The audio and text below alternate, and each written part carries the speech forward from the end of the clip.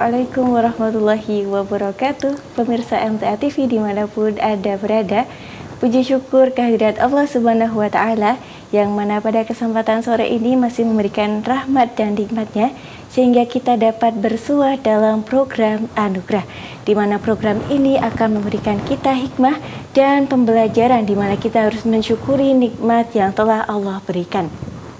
Salawat dan salam semoga selalu tercurahkan kepada junjungan kita Nabi Muhammad SAW beserta para pengikutnya yang telah memberikan teladan untuk kita semua.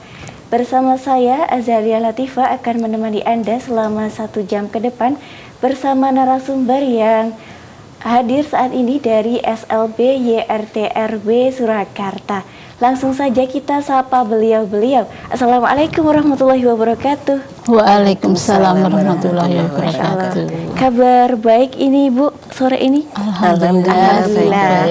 Ya baik pemirsa, di samping saya ini saat ini ada beliau Ibu Rohmani Susi Nursanti SPD, selaku guru di SLB. Ya baik.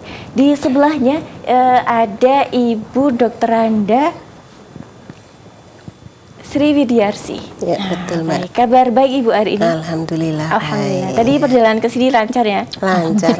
Alhamdulillah. Ya, Ibu tadi sudah diperlihatkan kepada pemirsa itu kegiatan pembelajaran yang ada di SLB YRTRW. Itu tadi kegiatan di anak-anak usia dini.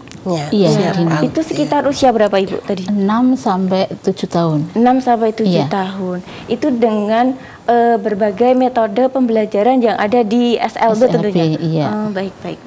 Nah, Ibu, hari ini kita akan membahas tema mengenai perolehan bahasa bagi anak tunarungu pada pendidikan anak usia dini. Iya. Seperti itu.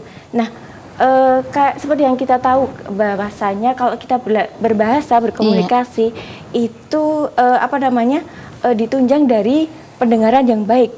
Tentunya. Nah, kan di SLB ini menangani anak-anak yang tunarungu atau dengan kata lain dalam pendengarannya kurang seperti itu. Iya, betul. Nah, itu kan pasti ada metode-metode khusus ataupun cara-cara tertentu untuk menghadapi anak-anak ya Ibu ya. Nah, kalau dari sisi perolehan bahasa itu sendiri, itu maknanya apa itu Bu? Supaya mengenalkan huruf vokal, konsonan, dan itu bisa diucapkan anak yang memiliki kelainan untuk berbicaranya, sekaligus karena dia tidak mendengar. Otomatis kan kita harus mengenalkan vokal, konsonan, sampai dia mengetahui bagaimana nanti cara mengucapkannya, cara menulisnya. Jadi dengan cara langsung kita mengucapkan, siswanya langsung menirukan. Gitu. Baik, jadi dari awal dari vokal huruf, kemudian nanti mulai dari kata gitu, kosakata. Kalau untuk kalimat itu apa anak-anak juga bisa menerima dengan lancar itu Ibu? Kalau yang dari awal kita itu mengenalkan itu dari vokal dulu ya Mbak ya. Vokal nanti kalau dia sudah bisa mengucapkan vokal dari A, I, U, E, O udah benar, maksudnya udah paham, mungkin nanti dibolak-balik dia anak sudah paham, nanti kita baru menambah konsonan. Kalau konsonannya itu nanti kasih konsonan yang mudah diucapkan bagi anak dulu. Karena kalau dari awal itu dia itu mengucapkannya saja mungkin masih malu-malu, dia masih belum benar. Jadi kita istilahnya itu kalau mau memberi pelajaran untuk mengucapkan itu, kalaupun dia masih salah, kita juga harus membetulkan. Jadi itu berlangsungnya lama, tidak hanya 1 kali itu sudah benar, enggak. Mungkin pertemuan berikutnya nanti kita harus mengulang lagi. Nanti kalau kita sudah bisa memberi vokal hafal, tambah 1 lagi konsonan, itu yang paling mudah itu B. Nah, B nanti kita gabungkan dengan vokalnya. Nah, nanti kan ada kata ba, bi, bu, be, bo. Nanti itu diucapkan dibolak-balik sampai dia paham. Kalau sudah paham, nanti mungkin baru membentuk kata. Tapi yang belum bermakna. Contohnya misalnya kalau baba, ini apa maknanya kan belum ada. Nanti diucapkan lagi baba, bibi, bubu, bebo. Nah, kalau sudah paham, itu kita baru membentuk atau kata yang berarti. Yang berarti. Ya, contohnya nanti kalau vokal ada tambahan konsonan B. Nah, nanti kan kita bisa membentuk ibu. Nah, itu nanti dibolak-balik lagi. Nanti ucapannya ibu, apalagi ya nanti bisa dibalik lagi. Ebi, ubi, abu. Nah, itu kan sudah bermakna, sudah berarti. Nanti kalau itu sudah, kita lagi menambah konsonan. Jadi digabungkan lagi nanti. Konsonannya digabungkan antara B, nanti yang paling mudah nanti L dulu lagi. B, L. Ya, gitu. Nanti kalau sudah L-nya, nanti digabungkan lagi. Caranya sama seperti tadi yang saya ucapkan tadi yang dari awal. Lala, lili, lulu. Lah itu kalau sudah selesai, itu nanti baru kita membentuk kata yang bermakna lagi. Nanti bisa bola, bisa labu. Itu pun nanti ada kata, tulisan, ada gambarnya. Ya, itu juga ada benda aslinya. Jadi itu untuk mengenalkannya seperti itu. Itu di awal anak-anak yang PAUD itu. Baik. Ya, nanti kalau sudah sampai mungkin semester berikutnya kita baru membentuk kata atau suku kata atau kalimat pendek dulu. Baik. Ya, habis kalimat pendek ya nanti bisa kita membuat apa ini, itu apa. Nah, itu nanti bisa dibolak-balik seperti itu. Nah, kan kalau di sekolah kan seperti itu ya Bu ya, metodenya yang diberikan. Nah, ini kan pasti tidak mungkin tidak bisa lepas dari peran orang tua juga. Nah, ini kan berarti harus ada komunikasi dari pihak sekolah dan keluarga. Betul. Nah, itu seperti apa Ibu? Mungkin Bu Sri bisa dijawab. Ya, baik Mbak. Keluarga ini sangat membantu, sangat berperan penting dalam pembelajaran anak ya.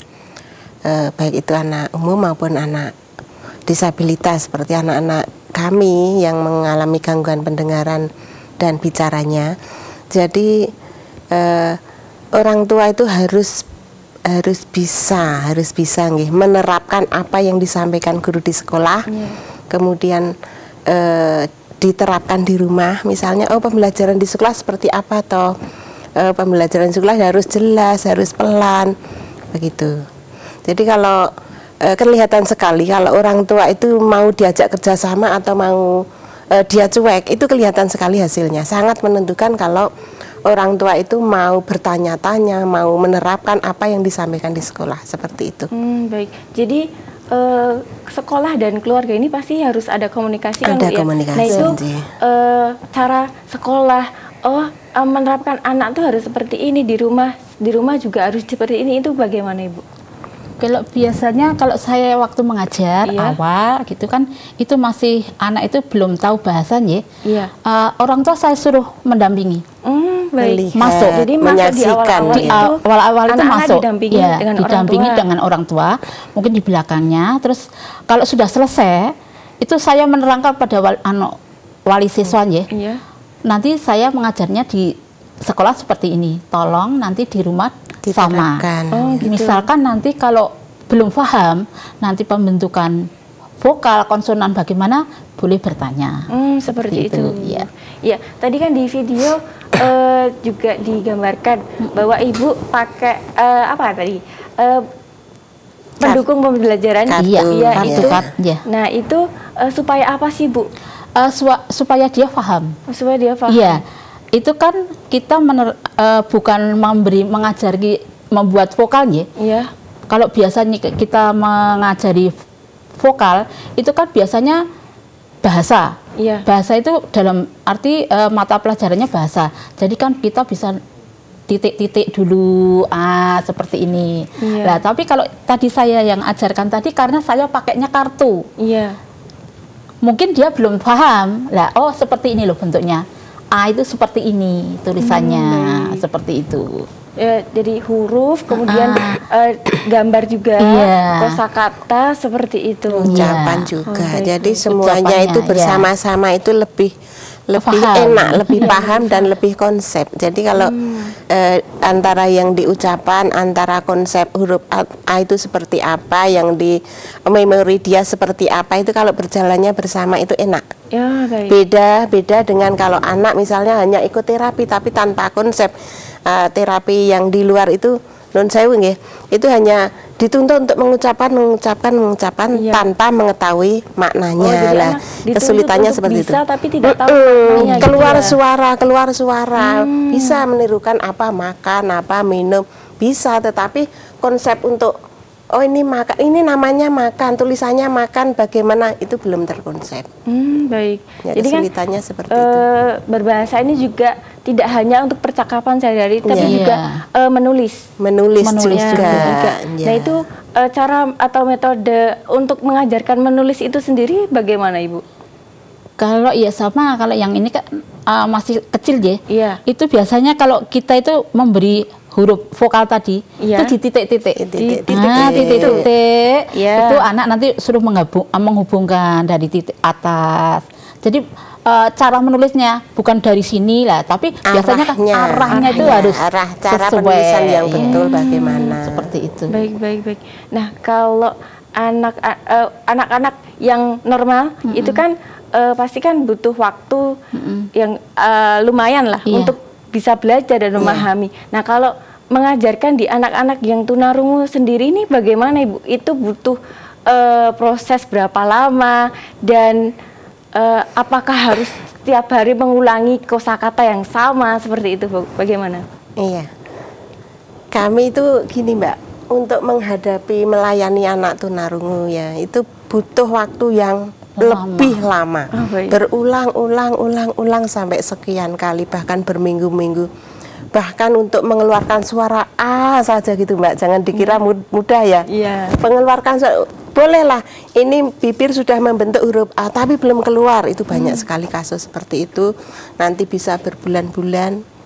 Apalagi dia tidak pernah mendengar seperti apa atau A itu seperti apa. Nah, itu susah. Jadi nanti ada teknik-teknik sendiri bagaimana anak kayak yang belum keluar suaranya seperti apa, bagaimana peragaan guru dalam mengajar itu ada sendiri begitu. Oh baik. Iya. Nah ini sepertinya menarik sekali pembicaraan kita hari ini. Tapi kita harus jeda sejenak. Oke. Kita akan kembali lagi setelah info berikut ini ya Bu ya. Baik pemirsa dan pendengar di mana pun Anda berada. Kita akan sambung lagi pembicaraan kita mengenai perolehan bahasa pada anak tunarungu pada usia dini setelah informasi-informasi berikut ini.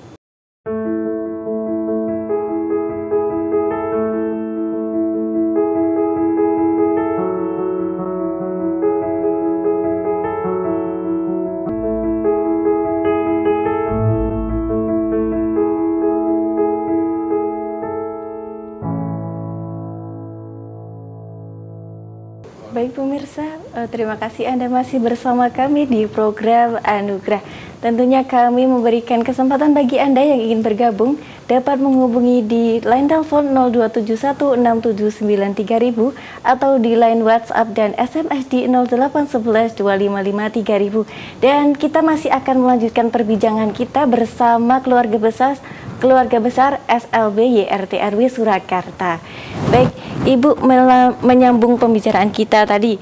Seperti yang kita tahu kan anak-anak tunarungu itu kan pasti ada tingkatannya masing-masing, ada perkembangannya masing-masing. Dan mungkin setelah anak melalui proses pembelajaran itu bisa sudah tahu konsepnya, oh ini mengeluarkan kata ini itu mengucapkannya seperti ini. Tapi kan kadang-kadang ada anak-anak yang masih istilahnya enggan untuk mengeluarkan suaranya seperti itu. Kan tidak semua anak yang tunarungu itu tidak bisa bersuara kan Ibu ya. Nah itu bagaimana atau metode apa yang digunakan ibu-ibu ini dalam memancing anak istilahnya untuk mengeluarkan suara? Itu seperti apa Ibu? Kalau kita itu biasanya kalau yang dari awal ya dari TK itu kan dia itu mengucapkan saja belum mau, Iya. belum mau sampai dia mungkin beberapa hari baru mau, mungkin temannya. Nah, biasanya kan kita mengajarkan ada yang secara klasikal, ada yang secara individu. Jadi ya kalau misalkan nanti klasikal dia malu, ya udah nanti dengan catatan ini nanti diambil sendiri. Jadi hanya berdua saja dengan gurunya, nanti di situ diajarkan supaya dia bisa mengeluarkan suara. Kalau sudah dia mau seperti itu, baru nanti kita bentuk dikembalikan lagi ke klasikal gitu. Gitu. Jadi anak tuh juga ini ya apa namanya? Aku maunya berdua aja. Iya, mungkin dia dengan teman dia tidak mau mengucapkan. Kalau individu mungkin mau. Dari awal kan biasanya malu-malu, tapi nanti setelah setiap hari, oh kok seperti itu, pasti dia mau. Dengan temannya itu baru mau. Baik. Iya. Nah, pasti kan juga ada ini ya, mungkin apa ya, standarisasi mungkin. Nah, dalam anak itu, kemampuannya sampai segini bicaranya. Itu gimana Ibu? Mungkin dalam dia bicara itu ada simbol apa ya? Tanda khusus mungkin, atau dengan apa kemudian anak itu ini anak sudah bisa mengeluarkan suara seperti itu. Iya. Kalau misalkan ya sama seperti tadi ya Mbak ya, di huruf kita mengenalkan vokal dulu misalkan A. Dia ada yang mau mengucapkan, ada yang hanya diam saja. Nah, kalau yang mau mengucapkan itu kita biarkan dulu. Suaranya itu sudah benar atau belum, tapi kita oh iya bagus gitu dulu. Tapi kalau nanti yang satu lagi dia nggak mau sama sekali menirukan, nah nanti baru kita ikutin suaranya, ikutin gitu. Ya kita ngikutin. Mungkin ini ya bibirnya itu nggak mau mangap kayak gini ya. Istilahnya itu udah kita ikuti aja diginikan. Digini-ginikan. Biasanya kan kayak seperti senam mulut gitu loh Mbak. Nah nanti lama-lama kan dia mau. Seperti itu mungkin kan karena lama dia di rumah nggak pernah mengucapkan atau apa lah, nanti di sini setiap hari kayak di terapi juga dulu. Kalau mau mengajar nanti pakai senam mulut dulu, mungkin lidah di kiri, di kanan, terus membentuk lebar kayak gitu-gitu dulu, nanti lama-lama dia mau seperti itu. Ya. Jadi itu tadi cara mancing anak gitu ya. Mancing anak seperti itu. Iya, baik. Nah, itu kan tadi caranya sudah. Misal anak itu sudah tahu cara mengucapkan, tahu ini tuh gelas, tapi dia nggak tahu apa itu maknanya gelas itu sendiri. Nah, kalau di SLB YRT RW ini bagaimana Ibu cara mengajarkan atau mengenalkan konsep kepada anak itu bagaimana? Kita langsung membawa barangnya. Ya, gelas itu kan bermacam-macam juga. Nanti kita mengenalkan ini namanya gelas, nanti ditulis manfaatnya apa, ini untuk apa, nanti kita kasih air. Juga kita menirukan, nanti diminum, kita minum, ayo itu namanya diminum. Nah ini namanya gelas untuk kita minum, seperti itu. Oh baik. Nah itu kan berarti harus ada sinkron dengan orang tua di rumah. Nah, ini apakah juga di SLB YRT RW ini juga memberikan edukasi juga ke orang tua Ibu? Nah, tadi kan saya dari awal sudah untuk siswa sama walinya untuk ikut kegiatan waktu saya mengajar. Nah, jadi nanti orang tua paham setiap ada ini mau apa ya, tes atau apa gitu, nanti orang tua gitu saya suruh libatkan. Jadi saya libatkan, biasanya nanti orang tua, Bu, kalau seperti ini bagaimana? Nanti pembentukan P itu gimana Bu?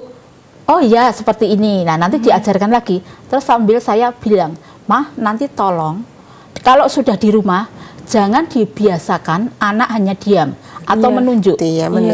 Menunjuk. Apalagi kalau mungkin di mal-mal dilayani, narik-narik ini bajunya mamahnya, cuma menunjuk. Mamahnya kan tahu yang ditunjuk itu apa. Oh ini anak menunjuk roti. Bilang aja, ayo bilang suruh bilang roti. Nah, jadi nanti juga anak itu harus mengungkapkan apa yang dia mau gitu. Dari menunjuk orang tua itu paham yang ditunjuk apa, suruh mengucapkan. Jadi nanti biar dia paham sama anaknya, oh ya seperti ini. Kebetulan ini kerjasama antara orang tua dengan sekolah itu bisa terlaksana gitu. Ya. Nah, ini kan sudah dijelaskan bahwasanya harus ada komunikasi juga dengan orang tua. Nah, kalau dalam keseharian itu kan pasti anak juga ada perkembangan. Nah, itu apakah juga dilaporkan setiap hari ke orang tua atau setiap 3 bulan sekali gitu, Ibu? Setiap hari kalau menjemput itu kan biasanya, Mah, ada komunikasi. Iya, komunikasinya misalkan ini tadi malas, enggak mau mengucapkan, itu jadi langsung diucapkan. Oh iya, lah nanti kan orang tuanya mungkin menegur di rumah. Besoknya lagi nggak seperti itu lagi. Kan biasanya mood-moodnya anak itu kan beda. Iya, ada yang mau, tapi ada yang kadang kalau sudah dia enggak mau sama sekali dari pagi, udah enggak mau sampai siang pun diajarkan juga nggak mau. Gitu. Iya. Baik. Nah, kalau di anak-anak yang autis itu kan ada pantangan-pantangan dari makanan gitu ya, Bu ya. Iya. Tapi kalau dari tunarungu sendiri ada atau enggak, Bu? Tidak ada. Apapun bisa. Iya, tidak ada. Baik. Nah, tadi sudah disebutkan juga dari awal pembelajaran orang tua mendampingi seperti itu.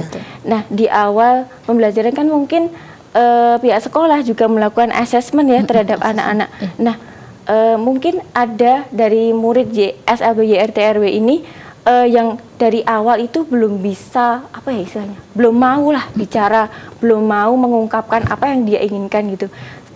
Setelah mengikuti pembelajaran di SLB, itu kan pasti ada perkembangan. Baik mungkin itu yang mulai mau berbicara. Nah, itu mungkin ada kisah di salah satu anak gitu, Bu, bisa diceritakan? Ada. Itu yang beberapa tahun yang lalu.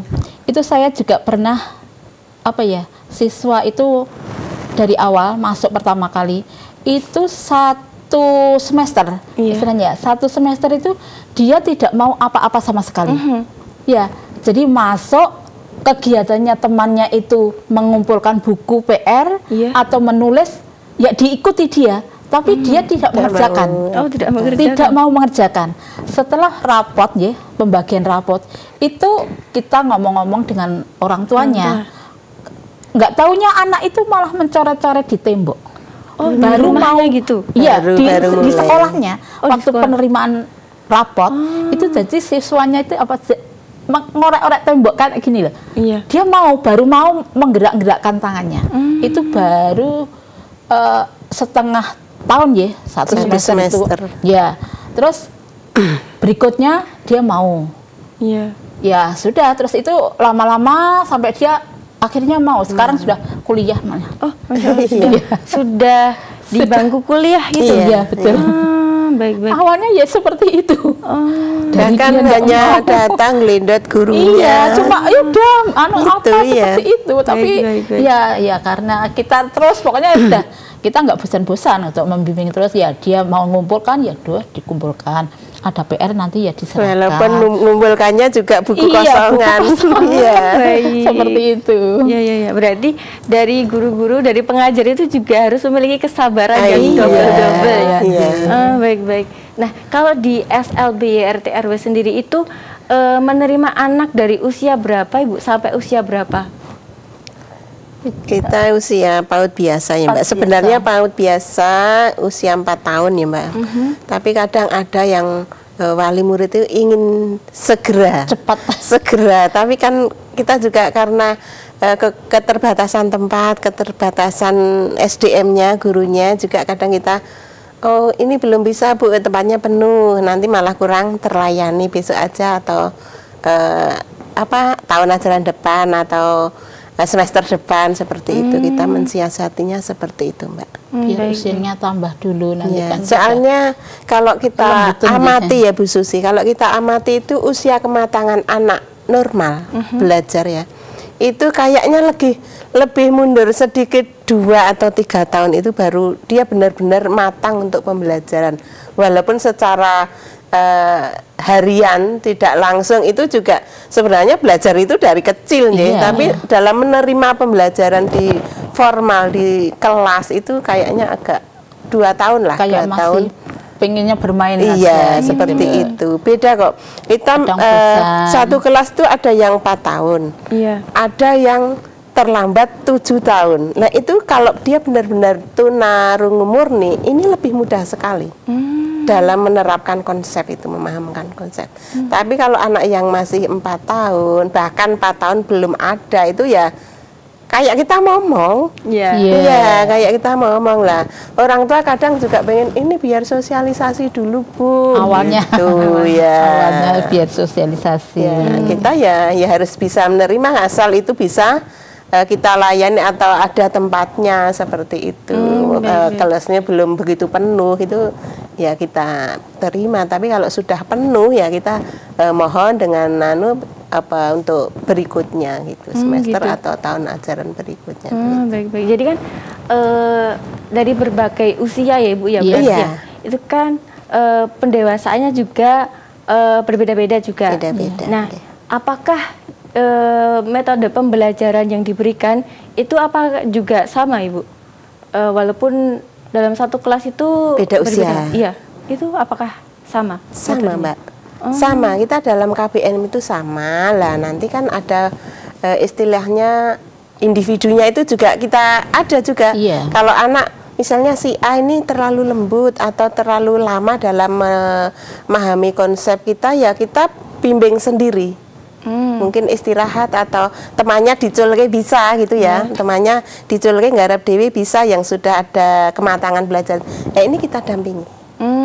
Mungkin dari segi pengawasan gitu ya Bu? Iya. Iya. Iya. Jadi kalau yang kecil itu super Aktif. aktif. Apalagi Terus yang- apalagi gurunya itu kalau siswanya belum pulang ya udah. Nanti Udah istirahat di pun situ. juga di situ nanti diamati.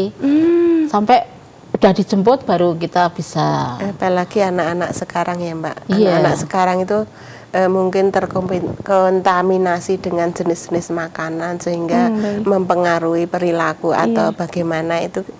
Anak yang agak super aktif itu kan kita juga ekstra pengawasannya. Baik. Nah, sekarang kan juga ini Bu, anak-anak itu juga sudah suka sama gadget, main Iya, HP. iya, Apakah iya. itu juga mempengaruhi anak-anak di SLB RT RW ini sendiri, Bu? Sangat Sangat mempengaruhi. Iya, sangat mempengaruhi. Kan kalau dari HP kan melihat dan bahkan mungkin mendengar, Iya. itu bisa berdampak ke pembelajaran sehari-hari atau tidak, Bu? Bisa. Contohnya ya, misalkan dari awal dia itu membawa HP, itu nanti di situ dia tidak mau sama sekali. Itu nanti berpengaruh pada temannya lagi. Iya. Waktunya temannya sudah pelajaran dimulai, sudah mau mengerjakan, satu ini ambilnya HP. Nanti ya udah, temannya kan nanti ikut-ikutan. Misalkan ini diambil, Iya. itu dia kan marah. Nah, supaya biar dia tidak marah, ya nanti besoknya diinformasikan ke orang tua kalau siswa pas waktu pembelajaran tidak boleh membawa HP. Baik. Tapi itu kalau yang masih kecil loh Mbak ya. Iya. Tapi pembelajaran sekarang kan itu sekarang mulai apa ya? Sudah ada ini aplikasi untuk anak tunarungu juga lah, nanti juga penting. Jadi kita nanti juga bisa pembelajarannya juga bisa membatasi. Iya, jadi harus tetap ada kontrol juga ya. Iya. Soalnya nanti kan karena ini aplikasinya ini baru saja kemarin tadi pagi itu dari UNS ya, itu kan juga ada mengeluarkan aplikasi untuk pembelajaran perolehan bahasa juga itu. Iya, misalkan nanti kita bicara ayam, nanti di situ muncul tulisan. Gitu. Seperti itu ada gambarnya. Aplikasinya baru dikembangkan Baru Baru ini mau untuk dikembangkan. Makanya kan kalau kita mau nyetop HP, Iya. nanti kan kita juga nggak bisa gitu loh. Tapi sebenarnya juga ya HP itu ya positifnya bagi kita, kami ya, itu juga penting sebenarnya. Kalaupun kita mencari apa ya, menerangkan labu-labu itu seperti apa. Karena sekarang anak normal pun kadang juga susah. Gitu, nah itu sebenarnya juga bisa dipakai gambar jadi labu. selalu dikontrol. Ya. Jadi aplikasi itu juga bisa menjadi alternatif Iya, dalam betul. pembelajaran. Iya. Itu di sekolah juga diterapkan dengan aplikasi itu, Ibu. Ini baru Mbak. Ini baru iya. ya. Dulu pernah juga kita dari UMS itu ya Mbak, itu pembelajaran GeoGebra yang untuk matematika itu juga pernah. Terus animasi dari UIN itu juga pernah, istilahnya pengabdian masyarakat ya Mbak, dulu. Seperti itu, dan itu sangat membantu bagi kami. Jadi suara mobil itu seperti apa itu? Kita kan kadang kalau menerangkan sesuatu yang kayak apa ya, bunyi-bunyi itu kan, kayak hujan gitu, itu kan kita nggak bisa kalau mau menerangkan aslinya, oh hujan seperti apa bunyinya lah, kan kita bisa video seperti itu. Oh mungkin ini aplikasinya juga bisa disosialisasikan ke orang tua. Harapannya seperti itu. Harapannya seperti itu. Baik-baik. Nah ini ke depan ini harapannya untuk SLB YRT RW sendiri itu apa Ibu? Harapan untuk ke depan output bagi kami ya Mbak, utamanya adalah anak bisa mandiri. Mandiri dalam artian ya religinya. Soalnya susah sekali kita untuk sholat itu aja. Kalau kita yang sudah besar, kita pengawasannya agak ekstra. Itu kemudian di SLB kami kan untuk anak SMP, SMA sudah ada vokasional, itu wajib. Nah itu harapannya nanti setelah output lulus dari situ SMA, kalaupun tidak kuliah ya, kuliah kan sekarang kan sudah ada kuota untuk disabilitas ya. Anak-anak kami banyak ya Mbak Susi ya, Bu Susi, banyak sekali nih yang akhir-akhir ini masuk ke perguruan tinggi negeri maupun swasta. Seperti itu. Nah, kenapa banyak vokasional itu biar bisa mandiri, misalnya apa, jahit, buka bikin makanan, seperti itu. Mengembangkan potensi anak juga. Iya betul, digali bakatnya itu seperti apa. Baik, mungkin dari Ibu Susi ada yang ingin disampaikan kepada orang tua di rumah? Ya, bagi apa ya, wali orang tua yang ada di rumah tidak usah merasa minder mempunyai siswa, anak yang mempunyai kekurangan, bisa saja nanti disekolahkan agar dia bisa mandiri lah, istilahnya seperti itu. Ya baik, jadi ini juga ya harus didampingi dengan pengembangan potensi itu ya Ibu ya. Dari Ibu Sri ada yang ingin disampaikan untuk orang tua di rumah? Kalau dari saya ya, orang tua itu harus selalu memberi dorongan pada anak untuk bisa mengembangkan diri, baik itu intelektual ataupun skillnya misalnya atau bakatnya. Nah seperti itu, sebabnya apa, itu masa depan anak itu kan juga walaupun tergantung dari anak itu sendiri, tapi orang tua perannya sangat penting. Kadang ada orang tua yang abai terhadap anaknya, tapi ada juga yang terlalu protek. Nah itu kadang juga ada yang terlalu memberi kebebasan. Nah itu harapan kami orang tua bisa mengawasi, mengontrol anak-anak, apalagi pergaulan zaman sekarang ya Mbak. Itu sangat-sangat memprihatinkan seperti itu. Bahkan wali itu ada yang mengeluh pergaulan anak-anak itu. Nah kami mengontrolnya lewat wali-wali murid. Wali-wali murid itu wali murid sama guru kelasnya Mbak. Itu ada grup sendiri lah, nanti di situ dipantau. Misalnya untuk antar jemput aja, kadang kalau orang tua terlalu khawatir ya memikirkan anaknya nanti misalnya Grab atau apa, itu diserahkan pada wali kelasnya. Kadang kan juga bisa dia mesan sendiri juga bisa, tapi orang tua tidak mengizinkan karena nanti takut belok jalan seperti itu. Iya Mbak. Yang dijemput sama-sama ada yang jemput, tapi ternyata beda. Anaknya pernah seperti itu. Makanya kita sebagai guru di situ harus tanggap kalau ada layanan jasa antar jemput itu, kita tanya. Kalaupun mereka belum tanya, mungkin malu ya Mbak, mau tanya-tanya itu malu, kita yang dekati. Siapa, harus jelas alamatnya mana, itu harus jelas. Baik. Pernah terjadi kasus seperti itu. Tertukar.